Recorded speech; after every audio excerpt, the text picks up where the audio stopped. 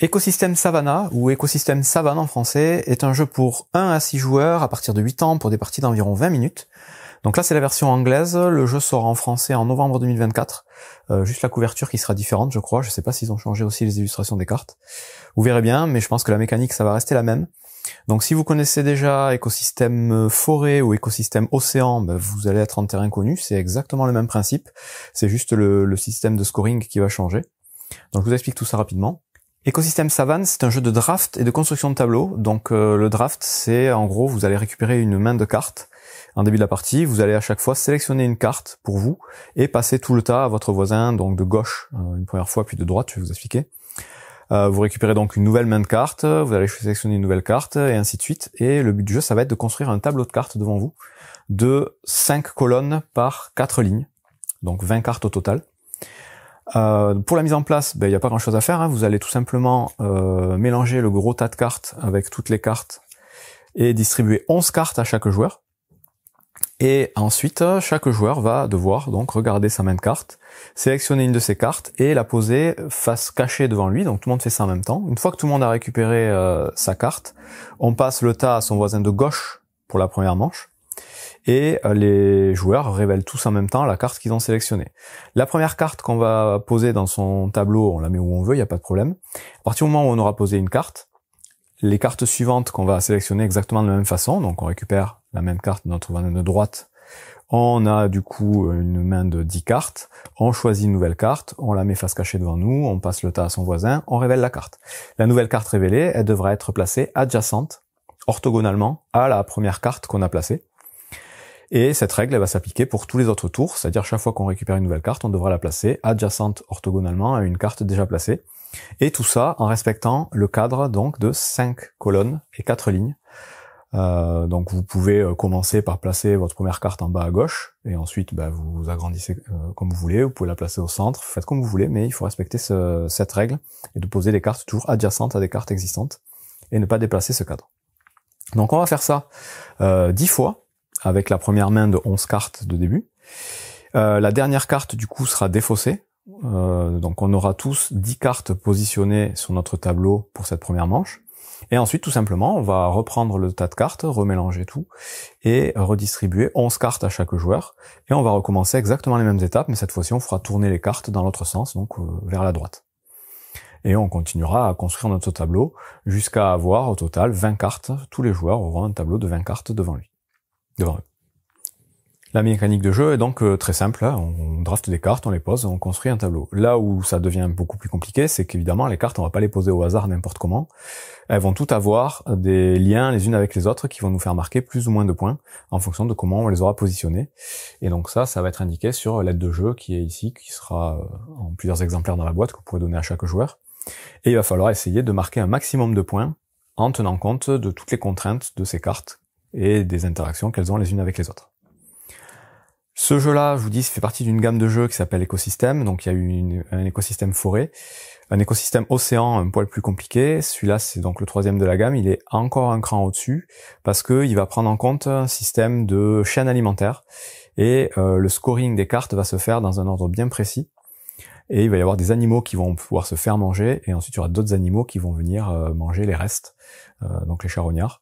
En fait, vous allez avoir dans le jeu au total 11 cartes différentes, donc je les ai toutes plus ou moins mises dans cet exemple-là, et chacune des cartes va être on va dire, il y a 4 types, elles sont classées par ligne ici, vous voyez. La première ligne, ça va être tout ce qui est nature, donc les végétaux, les lieux. Donc vous avez les points d'eau, vous avez les plaines, et vous avez les arbres. Ça, c'est la première chose qu'on va scorer. On va scorer en fait les cartes dans l'ordre de lecture de la carte d'aide de jeu. Ensuite, vous avez une première ligne d'animaux. Ça va être les animaux végétariens. Donc ce sont ceux qui potentiellement vont pouvoir se faire manger par la deuxième ligne d'animaux qui sont plutôt les animaux carnivores, à part les girafes et les éléphants qui sont à part. Et la dernière ligne d'animaux, ça va être les animaux qui vont manger du coup les carcasses d'animaux morts, donc les hyènes et les vautours. Donc on va scorer, je vous dis, ces cartes dans l'ordre de lecture, et je vous explique tout de suite donc comment ça va marcher. Il y aura une petite feuille de scoring à la fin, donc une fois que tout le monde a passé ses cartes, on va regarder joueur par joueur combien vont faire marquer de points les différentes cartes du jeu. Premier type de carte, les points d'eau. Les points d'eau sont ces cartes-là, donc c'est toutes les mêmes. Elles vont vous faire marquer 2 points pour chaque animal adjacent différent. Donc là, dans mon exemple, ce point d'eau, il me fera marquer que 2 points, puisque j'ai 2 fois le même animal. Et ce point d'eau, il me fera marquer 2, 4, 6 points, parce que j'ai 3 animaux différents, celui-là est identique. Donc au total, ça fait 2 plus 6, 8. Donc les points d'eau, dans mon exemple ici, ça me fera marquer 8 points. J'ai 2 points d'eau, un qui me fait marquer 2 points, un autre qui me fait marquer 6 points. Ensuite, les grasslands, donc c'est les plaines. Les plaines, elles vont me faire marquer plus ou moins de points en fonction du nombre de plaines connectées. Donc là, j'ai 2 plaines connectées, et 2 plaines connectées, ça fait 4 points. Si j'avais eu 3 plaines connectées, donc toujours orthogonalement, hein, les adjacences c'est toujours orthogonal. Si j'en avais eu 3, ça m'aurait fait 9 points. Si j'en avais eu 4, ça m'aurait fait 16 points. Et si j'en ai qu'une, ça fait qu'un point. Et là c'est le cas, j'en ai une ici qui est toute seule, ça me fait 1 point. Donc en gros là j'ai 4 plus 1, 5 points pour mes plaines. Ensuite les arbres, ils vont nous faire marquer des points en fonction de leur présence sur les lignes et les colonnes. On vous dit que ça fait 2 points pour chaque ligne et chaque colonne qui contiennent au moins un arbre. Donc là j'ai une ligne et une colonne qui contiennent un arbre, et une deuxième ligne et une deuxième colonne qui contiennent un arbre.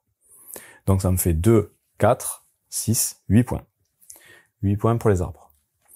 Donc là on a fait les 3 cartes nature et lieu.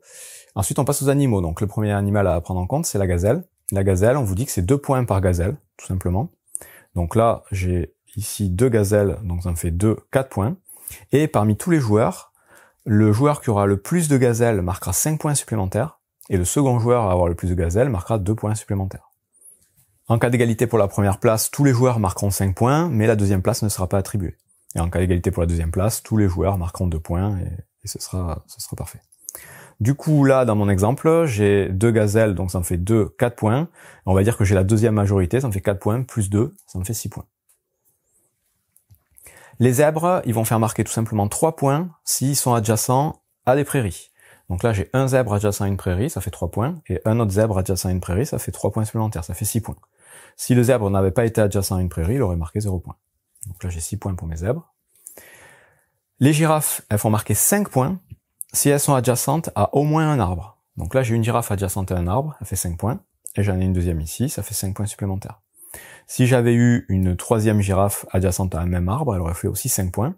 Par contre, si j'avais eu 2 arbres adjacents à une girafe, ça aurait fait quand même juste 5 points pour la girafe. On compte bien les girafes et pas les arbres. Donc là, ça fait 5 et 5, 10 points pour les girafes. Ensuite, on a les guépards. Donc là, on passe aux animaux carnivores, donc ceux qui vont manger les autres animaux. Les guépards, eux, ils vont manger les gazelles. Donc on va regarder tout simplement toutes les gazelles qu'on a sur les diagonales dans lesquelles on a des guépards. Donc là, j'ai un guépard ici. Dans cette diagonale-là, j'ai cette gazelle, donc je vais pouvoir la manger, et quand je la mange, je retourne la carte. Et dans cette diagonale-là, j'ai une autre gazelle ici, et je vais la manger aussi. Il va manger toutes les gazelles qui sont présentes dans les diagonales. Si j'en avais eu une ici, il l'aurait mangé aussi. Et les animaux mangés sont retournés. Et donc on vous dit que le guépard, il marque 3 points par gazelle qu'il arrive à manger de cette façon. Donc là, j'ai 3 et 3, 6 points pour mon guépard. Évidemment, si j'avais eu plusieurs guépards, je les aurais tous considérés et essayé de manger un maximum de gazelles. Ensuite, les lions, il faut qu'ils soient adjacents à des plaines, et si c'est le cas, ils nous font marquer 4 points, et ils nous permettent de retourner n'importe quelle gazelle ou n'importe quel zèbre présent sur notre plateau. Donc lui, il est bien adjacent à une prairie, il va me faire marquer 4 points, déjà, et il me permet de retourner un zèbre ou une gazelle où je veux sur mon jeu. Donc là, je vais retourner par exemple ce zèbre. Donc le lion a mangé un zèbre. Ensuite, on a les éléphants qui sont un peu à part, qui sont particuliers. Eux, ils vont nous faire marquer 6 points s'il n'y a aucun autre animal adjacent à lui. Aucun autre qu'un éléphant. Donc cet éléphant-là, il n'y a pas d'animal ici, il n'y a pas d'animal ici, et là il y a un éléphant, donc pas de souci. Il me fait marquer 6 points. Celui-là par contre, il a une girafe à côté, donc il me fait marquer 6 points, moins 2, parce qu'il y a une girafe adjacente. En fait, chaque animal différent, autre animal, on va dire adjacent à un éléphant, fait perdre 2 points aux 6 points d'origine. Donc là j'ai 6 points pour lui, et 4 points pour lui, ça fait 10 points pour l'éléphant. Et ensuite on passe donc aux derniers animaux, ce sont les animaux qui vont manger les cadavres. Donc on a la hyène. La hyène, elle va nous faire marquer 3 points pour chaque carte retournée, donc chaque cadavre. Les cartes retournées, c'est les cartes qui ont été mangées. Qui sont jusqu'à 2 cases de leur position. Donc là, j'ai une hyène ici. 2 cases de sa position, c'est-à-dire toutes les cartes qui sont autour. Vous voyez qu'ici, c'est une case, 2 cases. Une case, 2 cases. Donc toutes les cartes qui vont être autour de la hyène, ça compte. Et ensuite, c'est en étoile jusqu'à 2 cases de distance. Donc là, j'ai une case, 2 cases. J'ai le lion ici qui est atteignable. J'ai l'arbre ici. Et j'ai la plaine ici. Bon, mais là, je vais regarder tous les cadavres qu'il y a à cette distance. Et ça me fera marquer 3 points par cadavre. Donc là, j'ai cette carte ici et cette carte ici qui sont atteignables. Celle-là, non, parce qu'elle est à 1, 2, 3 cartes de distance et pas 2. Quel que soit le chemin qu'on prend. Donc là, j'ai ces 2 cartes qui vont me faire marquer 3 points chacune. Donc ça fait 6 points pour les hyènes. Et enfin, les vautours, eux, ils vont faire marquer 4 points par cadavre. Et pour ça, il faut que les cadavres se trouvent sur la même colonne qu'eux et en dessous d'eux. Il faut qu'elles soient sous le vautour. Le vautour, il vole, il est au-dessus. Donc c'est thématique et logique. Donc là, sur cette colonne, il est bien au-dessus d'un cadavre, donc ça fait 4 points. Et sur cette colonne, il est bien au-dessus d'un autre cadavre, ça fait 4 points supplémentaires, 4 et 4, 8 points. On fait le total de tous les points, et évidemment, celui qui a le plus de points remporte la partie. En cas d'égalité, la victoire est partagée, tout simplement. Donc ça, je vous ai expliqué la règle pour jouer, on va dire, de 3 à 6 joueurs. Donc c'est tout simple. Si vous jouez à 2 joueurs, il y a une petite particularité, c'est qu'il va y avoir un joueur fictif, à qui on va aussi distribuer 11 cartes, qu'on va placer quelque part. Et on va faire le même principe de draft, sauf qu'à chaque fois qu'on va sélectionner une carte, on prendra aussi une carte au hasard dans le deck du joueur fictif qu'on va mettre de côté. Et ensuite, au premier tour, le joueur à la droite du joueur fictif va prendre ses cartes, les donner au joueur fictif. Les cartes du joueur fictif seront récupérées par l'autre joueur. Et on va tourner comme ça, en fait, on simule un joueur. Et je vous dis, à chaque tour, on élimine une carte du deck du joueur fictif qu'on met de côté. Et il faut les garder de côté parce qu'elles serviront en fin de partie. Donc voilà, ça va tout simplement faire sortir des cartes aléatoirement du système de draft. À la fin de la partie, on comptera les points exactement de la même façon. On compte pas les points du joueur fictif parce qu'il construit pas de tableau, hein. Lui il met juste des cartes de côté. Par contre, ces cartes vont servir pour les majorités de gazelles. Si dans le deck de cartes du joueur fictif, il y a plus de gazelles que pour les autres joueurs, c'est lui qui marque les 5 points, donc on les considère pas pour les joueurs présents. Donc ça c'est pour jouer à 2. Et il y a aussi un petit mode solo. Là c'est tout simple, vous allez distribuer uniquement 10 cartes, vous donnez 10 cartes. Et à chaque tour, vous allez sélectionner une carte pour vous, et vous allez défausser une carte qui servira à construire un tableau d'un adversaire fictif aussi. Et ce tableau-là, vous le construirez dans le sens de lecture, donc de la carte la plus en haut à gauche jusqu'à la carte la plus en bas à droite. Donc la carte que vous choisirez pour votre adversaire, vous la placerez là. Puis la seconde carte, vous la placerez là. Et en fait, entre chaque tour, vous repiochez une carte du deck, sauf dès qu'un l'adversaire a construit sa première ligne, vous repiochez 5 cartes directement. Et vous continuez comme ça. Vous prenez une carte pour vous, vous la mettez où vous voulez, hein, avec les règles que j'explique tout à l'heure, et vous continuez à compléter le tableau de l'adversaire avec une seconde carte que vous choisissez dans votre main, en suivant le sens de lecture. Vous repiochez une carte à chaque tour, sauf à la fin de chaque ligne, vous repiochez 5 cartes. Et la partie s'arrête de la même façon dès que les 2 joueurs ont 20 cartes. Et là, on vous dit, le but, c'est d'essayer de battre le tableau de l'adversaire avec une différence de points plus ou moins importante en fonction du niveau de difficulté. Donc plus de 55 points en mode facile, 75 points en mode normal et 85 points en mode difficile. Et c'est tout pour Écosystème Savane. Donc je vous dis, le jeu sort en français très bientôt. Dans la gamme des jeux écosystèmes, c'est le plus complexe parce que il faut anticiper donc les animaux qui vont mourir et qui vont pouvoir se faire manger par les autres. Donc il y a un peu plus de réflexion, c'est un peu plus casse-tête, mais ça reste toujours un jeu ultra efficace, très facile à sortir quand même. Un simple système de draft et de construction de tableaux, donc toute la gamme est plutôt cool. Et celui-là ne fait pas exception, donc un très bon jeu, je vous conseille pour des parties rapides en famille, c'est parfait. Bon jeu.